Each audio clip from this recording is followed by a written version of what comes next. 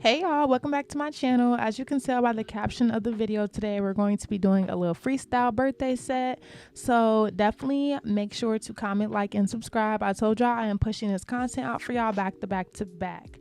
So yeah, I'm staying consistent for y'all. Anything that I can show y'all, teach y'all just for fun, low key, a little hangout, definitely am going to do it. And I'm about to bring so much more different content to the channel, you guys. So stay tuned.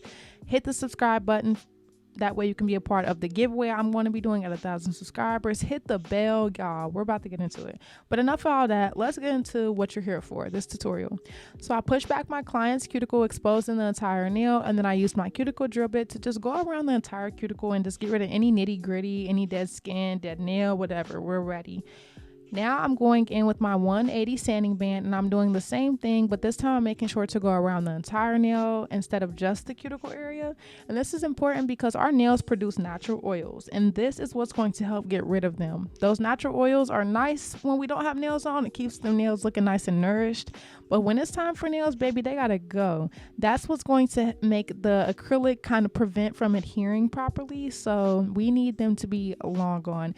Big tip, make sure that you are not applying too much pressure and that you're keeping that file moving. If you leave it in one spot for too long, or you apply pressure, or even have your drill up too high of a speed, your client will start to feel like a burning sensation, and that is because of friction. So just make sure that you are keeping it moving, working light-handedly, and that your drill is at a nice speed. So here I'm using that same sanding band. It kind of was out of angle, sorry, but I went ahead and just blended those nail tips in with the natural nail just really quickly, and that is what helps prevent lifting as well.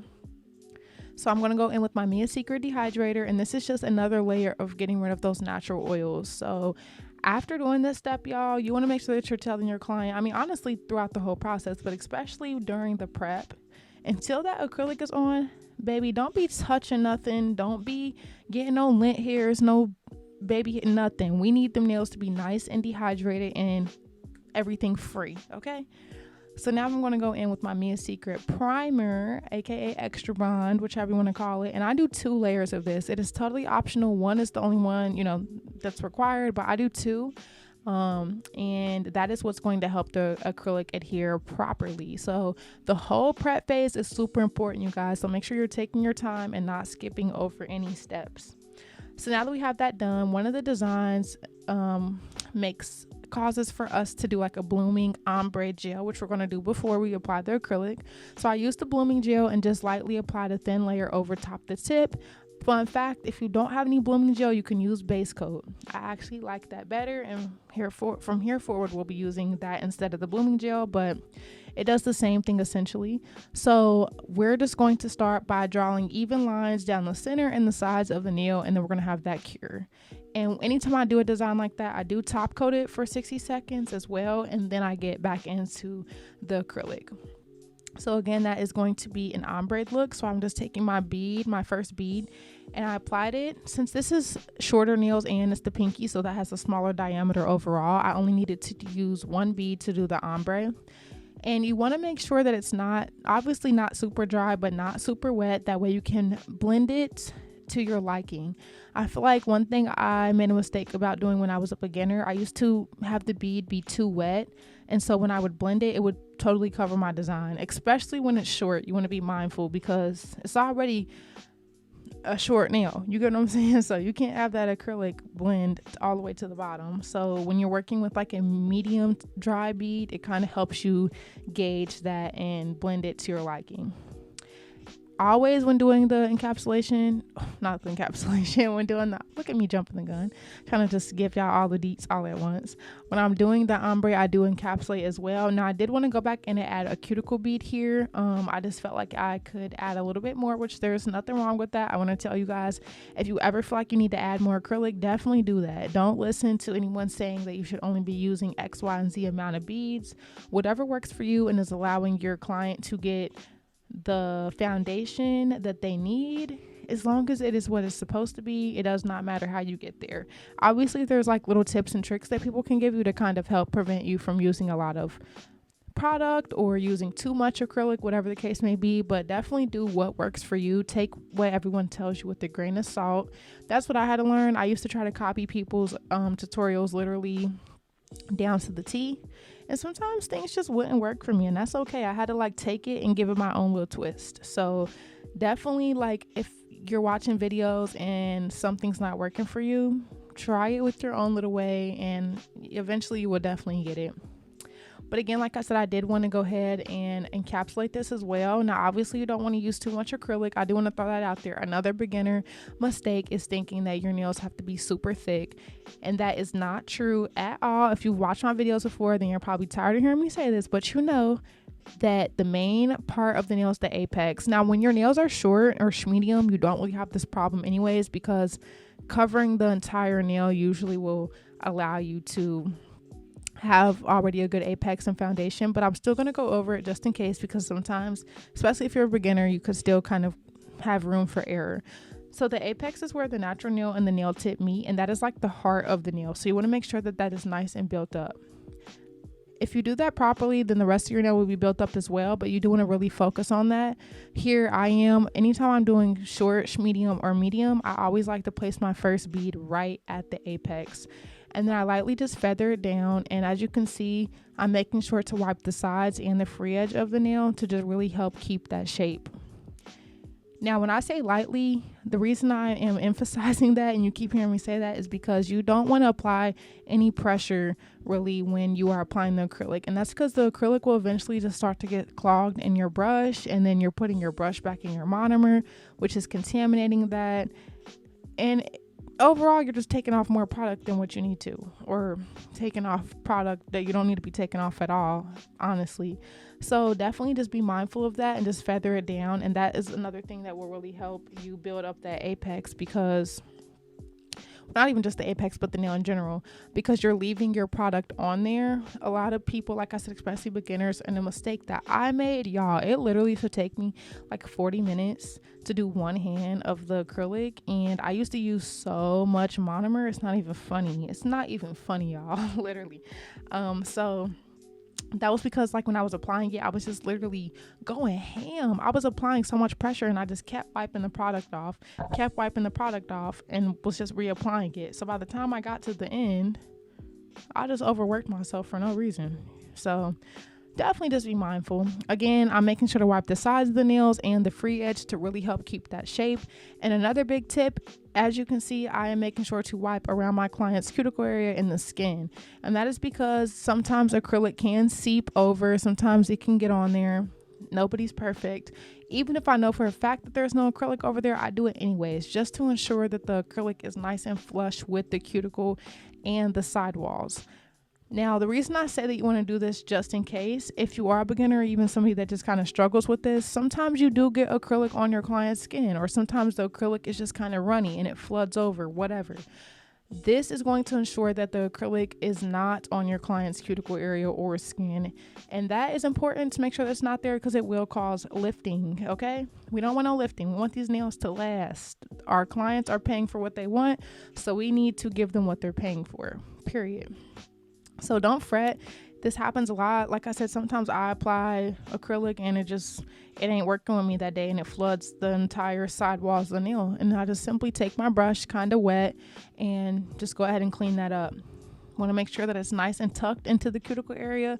And again, wiping the sides of the nail as well as the free edge to keep that shape will really help in the long run, because it cuts down so much time when you get to the filing.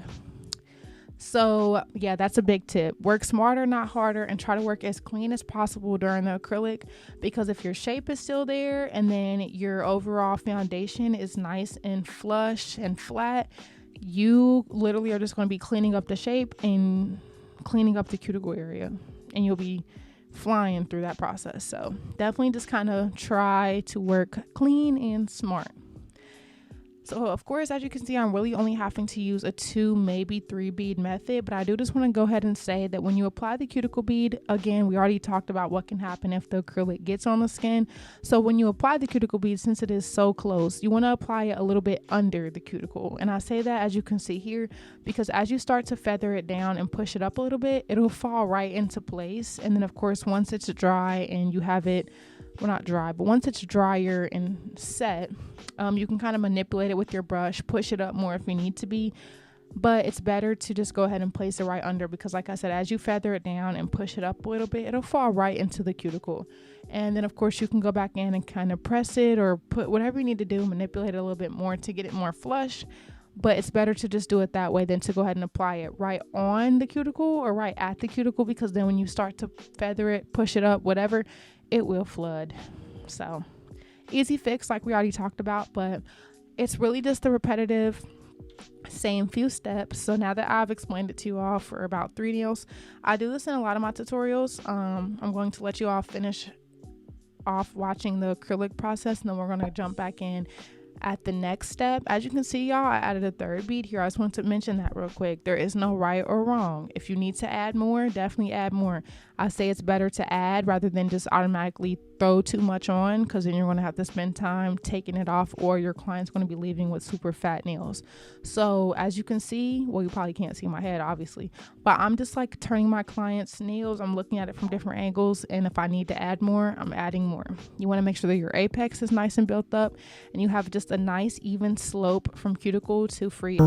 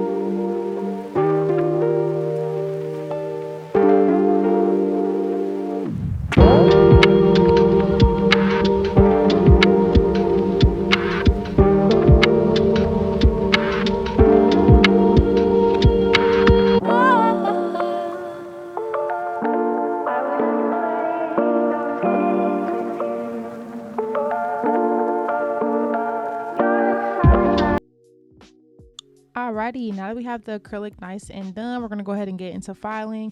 So with square, honestly with any shape, but especially with square, this is one of the easiest shapes to file, especially if you kept your application nice and neat. As you can see here, everything is like really clean. So I don't really have to do too much. I start by just holding back my client's skin and cuticle area as much as possible, just because these files are sharp and you do not want to cut your client. So as you can see, I just had to file the sides just briefly. I kept the file placed straight up against the nail and filed straight up and down. And I did the same thing with the free edge. You want the back of the file to be flat up against your client's nail and just file straight up and down. You do want to kind of be mindful and take your time when doing this. One mistake that I made as a beginner, I used to just file until it like felt right, I guess. And then I would look at one side compared to the other, and I'm like, oh, let me file the other side a little bit more now. And then I would just keep doing it way too much, to the point the shape was just completely not even the shape that we started with. So just kind of bounce back and forth and pay attention as you go. And same with the free edge. You do want to make sure, y'all, I don't want to say I just stopped doing this, because I haven't, but like I had to really remind myself this. I used to do that with the free edge too. I used to file to make sure it was nice and straight. And by the time I got done filing, it went from medium to short, or medium to extra short. Like I was just taking off way more than what I needed. So just file a little bit and then double check. If you need to straighten it up a little bit more, go ahead. But just kind of overall, like I said, take your time when filing so you don't file off too much. And then I like to go ahead and take my file and run it across the entire nail except for the cuticle area. I don't do the cuticle area because we have to seal that with the e-file anyway. So I just feel like I would rather just do it then, and it's more precise that way anyways. And I don't want to risk cutting my client's cuticle with this file. So I just like to do the rest of the nail, which is actually optional as well. But I just like the way that I feel like since I've started doing this, my nails, not my nails, but my client's nails, my sets, I guess I should say, just look way more smooth. The designs apply better. I just really like how it adds to it. You'll hear me say a lot, especially if you're a returner, anything that you can do to add quality to your client sets, definitely do it. It might be little, it might seem little, but overall, any little bit, it's kind of like percentages. Like think of like, oh, I did this, that adds 2%, and we're working towards 100. So anything you can do to add some percentage to that 100, we're going to do it, because we want every client to leave with 100% of, good quality service. Y'all get what I'm saying. Don't nail me to the wall. Y'all get what I'm saying.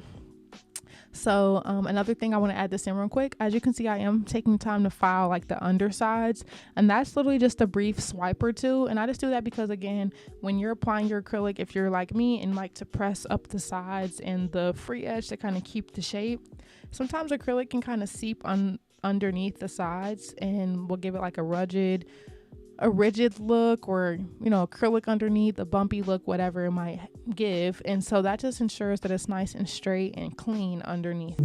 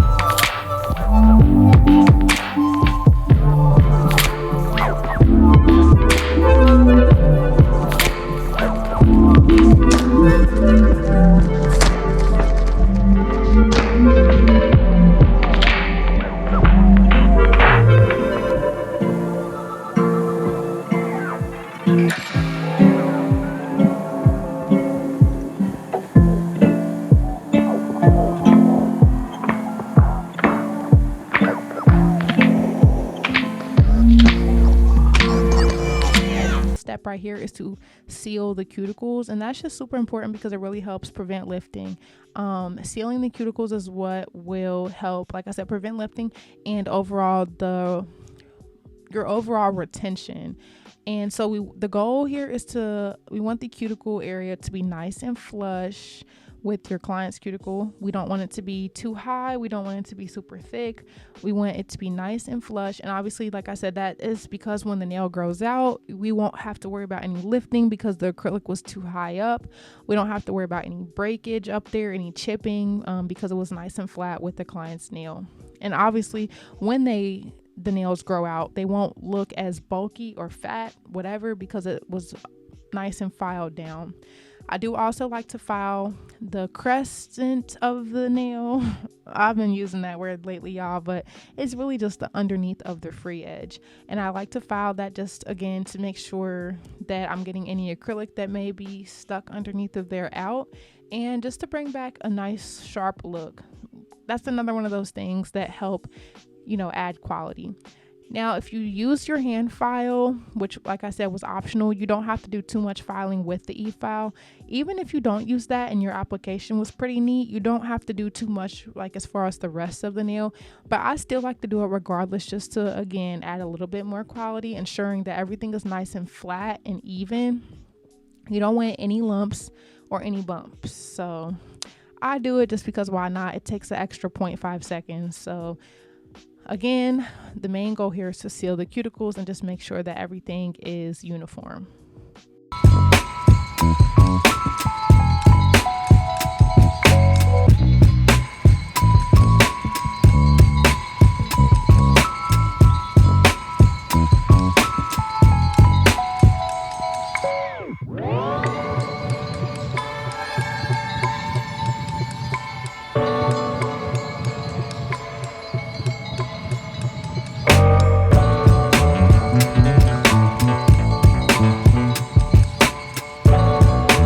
The easiest step of them all. We're just buffing the entire nail from top to bottom, left to right, and cuticle area included.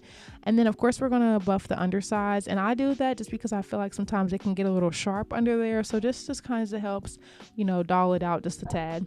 And then I like to dust off all of the excess dust and apply cuticle oil to my client's cuticle area, as well as like the skin underneath the nail. And then I have them wash. That way when they come back, everything is just nice and smooth, nice and clean, lint free, debris free, everything free, dust free, all that. We need a nice, clean, smooth base to work with. So these nails are all kind of similar but a little different. So we are having a lot of French tip 3D action going on here. So I'm going to go ahead and do the French tip. As y'all can see, I just turned my client's hand straight. I really want to get into that.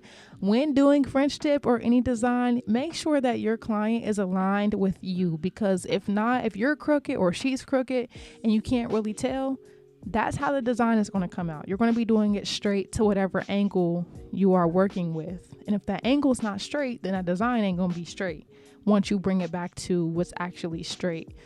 So just make sure that you have your client's body aligned with yours. And then when doing the short Frenchies, obviously it depends on what look your client is going for. We are going to be doing some of that 3D look on the tip, so we want to make it kind of a deeper French, give us more space and more French tip to work with. We didn't want to do it too thin or too small, because then we wouldn't be able to fully do the design we were going for. So as you can see, if you're a returner, I say this in all my videos, I pretty much do my French tip the same except for shorties, only because since it is a smaller space we're working with, you kind of have to just work a little bit more precisely. But I always start by outlining the sides of my nails, that way I can kind of know and like map out how deep or how not deep I want my French. So since I'm doing it pretty deep, I did go ahead and take the lines up all the way to the side, and then I just start by bringing down one side, and then I connect the other side and clean it up. Very rarely can I like connect them and it be like nice and perfect. That's probably happened maybe once or twice, but I still always like to just go back in and clean up the French, clean up that U, make sure that it's nice and not perfect, because nothing's perfect, but to me perfect. And then of course I just fill the rest in. You do want to kind of take your time. French tip can be very intimidating, but it just takes practice, y'all. Practice. I have tried literally probably about 20-30 ways of trying to perfect my French tip, and I was just overthinking it every time. So I just literally one day was like, you know what, F it, I'm about to go in here and do my thing. And I just didn't overthink it, and ever since it just flowed. When I wasn't like forcing it, it just kind of came, like, you know, I don't know, just practice for sure, and don't overthink it. Because honestly, the hardest part is making sure that the U, like the French, is even. And if you just work a little slower and with a little less polish and just slowly clean it up, slowly perfect it, boom, you'll get into the habit of it. It's pretty easy. Well, I'm about to say that because for some people that think French tip is hard, I don't want you thinking that you're doing something wrong or that you're not a good nail tech. It will get easy, I should say. French tip ain't never super easy, but it'll get easier compared to when you're a beginner trying to do French tip, for sure. So after we go ahead and do that, we also do French tip on the thumb. But after we do that, we're going to let it cure. Now, usually I like the black to cure for 90 seconds versus 60. Since we're only doing one coat, since this is just a French tip, 60 seconds is enough, especially since the hand is going back under for, you know, while we do the other designs as well. But since black is more pigmented and is very thick, if I'm ever doing like a full finger, which you'll see on the pointer finger, I like to let it cure for 90 seconds versus just the 60. I don't know why, but I feel like with white and especially with black for sure, when you only cure it for 60, I have had some clients who like their black has kind of chipped off or peeled off, like almost like it wasn't dry. And I mean, I'm going to assume it just wasn't dry. So with the French tip, since it's just one thin layer, it usually is okay. 60 seconds is usually fine. But with a full finger, I like to do it for 90 seconds. So here I'm just going to finish. Well, actually not finished. This is my first coat. I do end up doing 2 coats, but I'm just applying my first coat here. And then, like I said, we are doing like a 3D type of look. So what I did was I mixed McCart rhinestone glue, and I didn't mix it yet. Actually, I don't even think I mixed it in this case. Ignore me. Sometimes I switch it up, but in this case I want it to be really defined, and that's what we're doing. I don't know if you guys have seen like them trending like line design things. That's what we're going to be doing on the rest of the fingers. So I just took some McCart rhinestone glue and I just start from the side of the nail and bring it inward. We're going to be doing 2 on each side. Obviously the second line is going to be smaller, so I just do the same thing. I do the first one starting from the side higher up and bring it, you know, kind of slant it down to the center, and then I do the second one the same way. But like I said, since it's less space from the side to the bottom of the nail on the second line, it is a little bit smaller, which is okay. Sorry if that sounds confusing. I know that sometimes it is, like with me, it helps to hear it, but I really got to watch it. So I try to explain it as best as I can, but that's why I like to do it with a video so you guys obviously can see it, but I do want to give a big tip on this. Sometimes you have to work a little bit quicker, and when I first did this design, I did not really like it because it just looked very blobby. It wasn't giving like a nice clean line.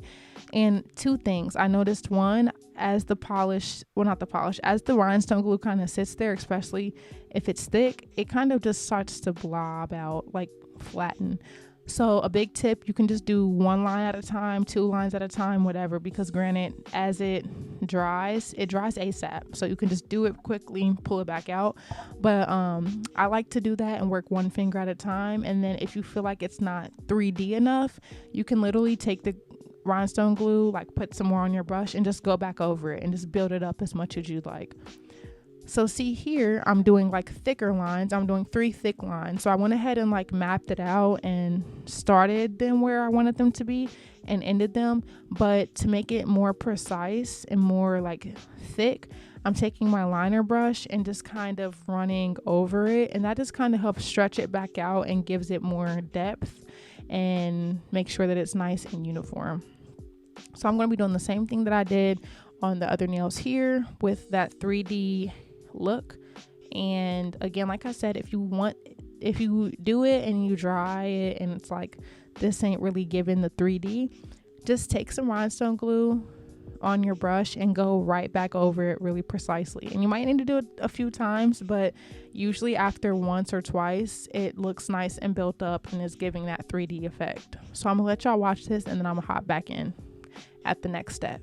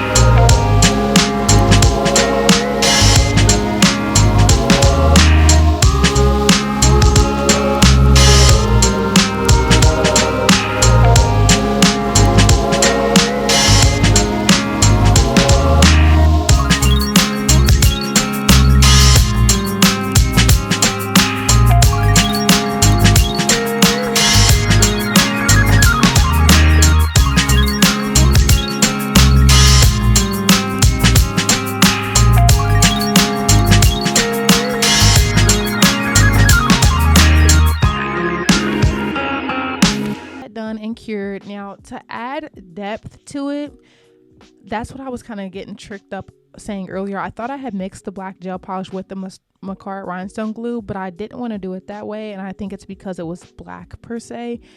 I wanted it to be very obvious and very defined, so that's why I just did the rhinestone glue first, and now I'm just going back over it with just solid black gel and I'm just painting over them lines.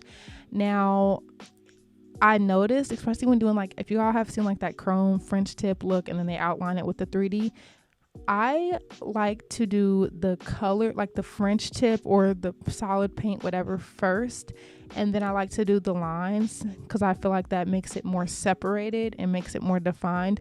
But also polishing it separately as well helps it look even more defined too. Like I said, I have done this design before and I just really did not like the way it turned out. I felt like you could see that it was something there but couldn't see exactly what it was, and I really didn't like that. So like I said, after I did all the 3D designs, I did go back in and just do black polish over top the lines. And once I let that cure, when applying the top coat, you kind of want to do it in the direction of the lines. That way it stays nice and defined. And then we did add some beads and rhinestones, but that was last minute. So I hope you guys liked the tutorial. Comment down below if you have any questions. I think they came out super cute and exactly what we were going for. So thanks for watching. I will see you guys in the next one. Bye.